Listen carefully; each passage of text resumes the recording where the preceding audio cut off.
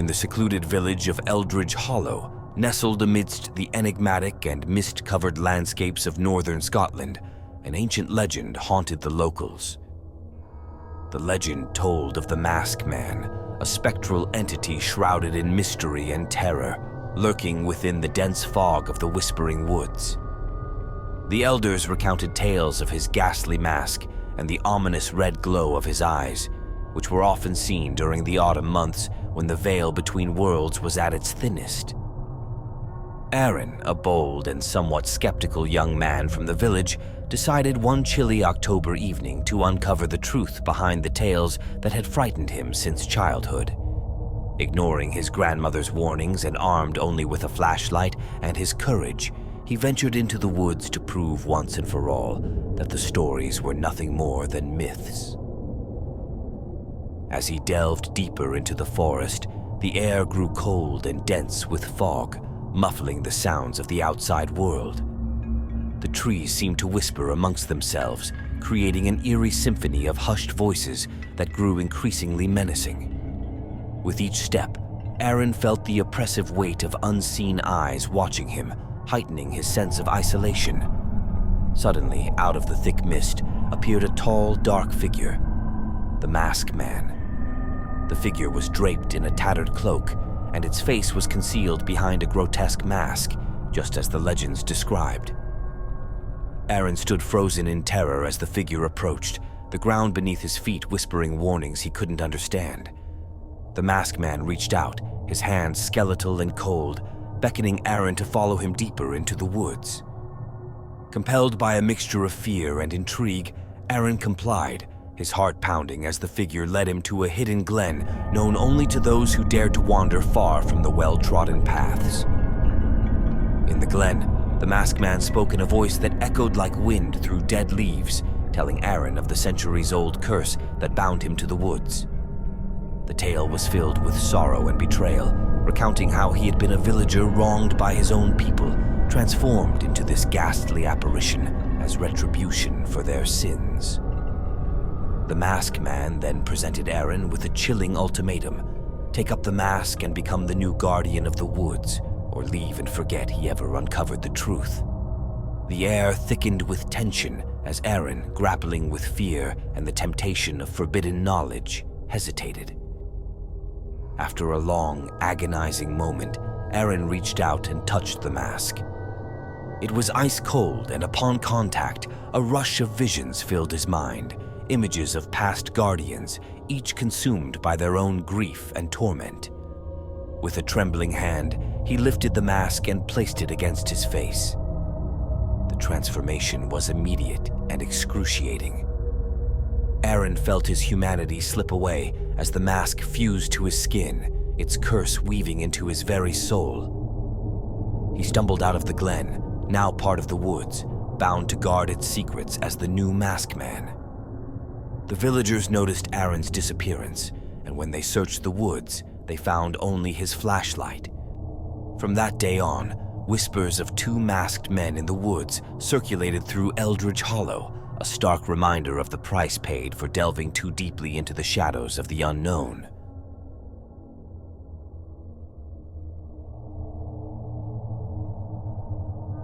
Hollow's End was a town shrouded in mist and mystery, especially as autumn's chill set in, bringing with it tales of the Masked Man. According to local lore, this spectral figure was once a resident of Hollow's End, wrongfully accused and executed for a series of gruesome crimes he did not commit. In his final breaths, he cursed the town, vowing to return each year to haunt its inhabitants. This October, a group of teenagers led by Emily, a bold and inquisitive girl, decided to challenge the legend.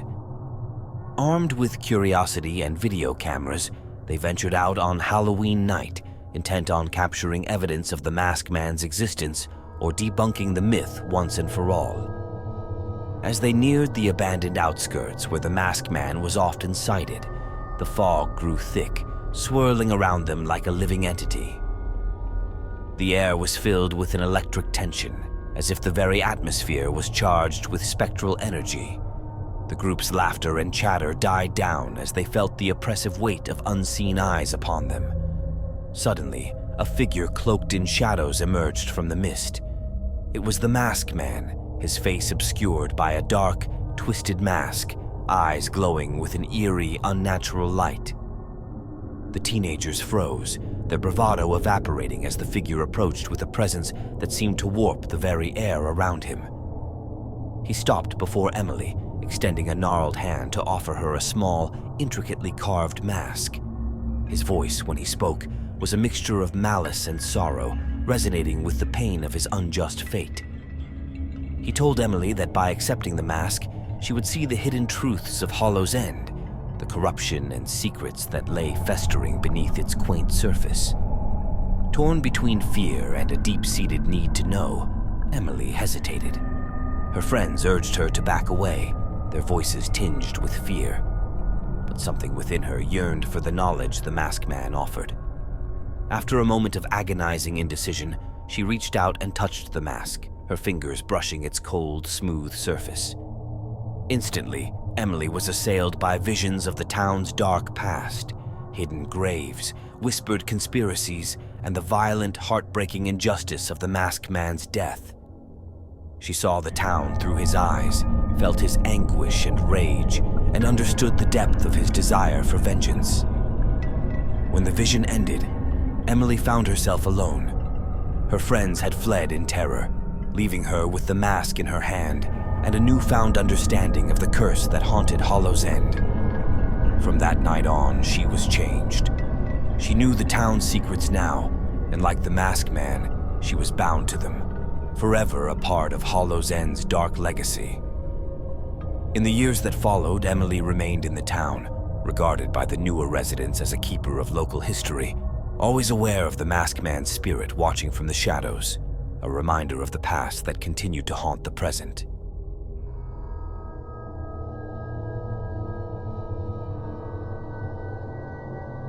In the bustling heart of a modern city stood an abandoned gallery, once celebrated as a beacon of artistic innovation, but now a hollow echo of its former glory. Rumors had long circulated that the gallery was haunted by the Masked Man, the tormented spirit of an artist whose final masterpiece had driven him to madness and death. Leo, an art student with a keen interest in the supernatural, decided to explore the gallery one stormy night, drawn by stories of the cursed painting said to contain the soul of the Masked Man. With his camera and flashlight in hand, he entered the gallery, its halls silent except for the sound of his footsteps echoing off the walls. The gallery was filled with covered paintings, each shrouded in dust and mystery. Leo's curiosity led him to uncover each one, revealing disturbing images of distorted realities and anguished faces that seemed almost alive under his gaze. As he ventured further, he came to a secluded room at the heart of the gallery.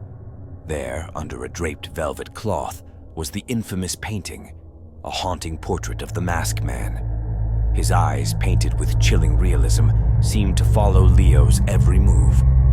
Overcome with a mixture of dread and fascination, Leo pulled back the cloth to fully reveal the painting. As he did, the air around him grew icy, and a voice whispered from the shadows, "You seek to understand what you cannot control." Leo turned to see the Masked Man emerging from the darkness, his ghastly mask a grotesque reflection of his tortured soul. The spirit spoke of his life, his passion for art, and the betrayal that led to his tragic end. With each word, the shadows in the room deepened and the temperature dropped, enveloping Leo in a cold embrace. The Masked Man then revealed his final creation, hidden beneath a tattered cloth in the corner of the room. With trepidation, Leo approached and uncovered it, revealing a mask unlike any other. It was carved from dark wood, its features twisted in an expression of agony and despair. As Leo reached out to touch the mask, the gallery transformed around him.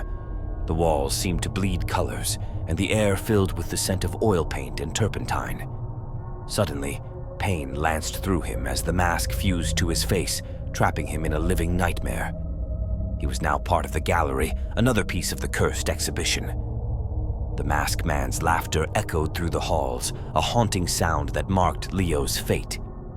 He had become a permanent resident of the gallery, doomed to share the story of the tormented artist with any who dared to venture into the forgotten place.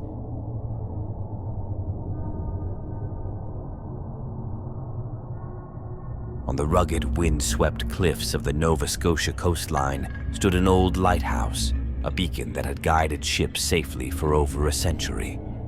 However, the lighthouse was known not only for its guiding light, but also for the haunting figure of the masked man, whose apparition was said to appear during the stormiest and darkest of nights. Local legend had it that the masked man was once the lighthouse keeper, a man named Jeremiah who had met a tragic and mysterious end. It was said that one stormy night, after a ship had crashed against the rocks, Jeremiah disappeared, only to be seen thereafter as a ghostly figure wearing a dark, twisted mask that obscured his features. Mia, a young historian with a keen interest in paranormal lore, became fascinated with the story of Jeremiah and the haunted lighthouse. Determined to uncover the truth, she traveled to the lighthouse one stormy autumn evening, equipped with her camera and a myriad of recording devices, hoping to document any supernatural occurrences. As Mia ascended the narrow, winding staircase of the lighthouse, the wind howled ominously outside, and the air grew progressively colder. Reaching the top, she set up her equipment and waited, watching as the beam of the lighthouse cut through the thick fog enveloping the cliffside. Hours passed with little more than the sound of the storm and the creaking of the old structure. Just as Mia began to doubt the legend, a sudden chill filled the air, and the light from the lighthouse flickered unnervingly. Turning around, Mia was startled to see a shadowy figure standing at the entrance to the lantern room. The figure wore a mask, dark and grotesque, with hollow eyes that seemed to pierce through the gloom. It was the masked man, just as the legends had described. He moved slowly towards Mia, his presence filling the room with a palpable sense of dread. Mia stood frozen, her heart racing as the masked man approached. He stopped just a few feet away, his gaze fixed on her. In a voice that echoed like the distant sea, he spoke of his untimely death, his voice carrying the sorrow and loneliness of decades. Jeremiah revealed that he had been betrayed by a fellow villager who coveted his position as the lighthouse keeper. On the night of the storm, he had been pushed from the very spot Mia now stood, his death made to look like an accident. The mask he wore was a symbol of his unresolved anguish and a plea for justice long denied. As the masked man recounted his tale, the storm outside seemed to crescendo, mirroring the intensity of his emotions. He then presented Mia with a small, intricately carved box. Inside, he explained, lay the mask he had worn in life, the key to uncovering the truth about his death and bringing peace to his restless spirit. With trembling hands, Mia accepted the box, feeling the weight of the responsibility it carried. The masked man's apparition began to fade, his voice becoming just a whisper on the wind, urging her to right the wrongs of the past. Empowered by the spirit's story, Mia left the lighthouse as dawn broke, the storm clearing with the rising sun. She knew what she had to do.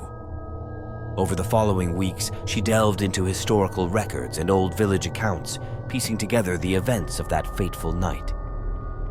Her findings led her to expose the betrayal Jeremiah had suffered, finally bringing to light the truth of his death. With the mystery solved and the tale made public, the hauntings at the lighthouse ceased. Jeremiah's spirit was at peace, and the lighthouse stood once more as a beacon, its light uninterrupted by the shadows of the past.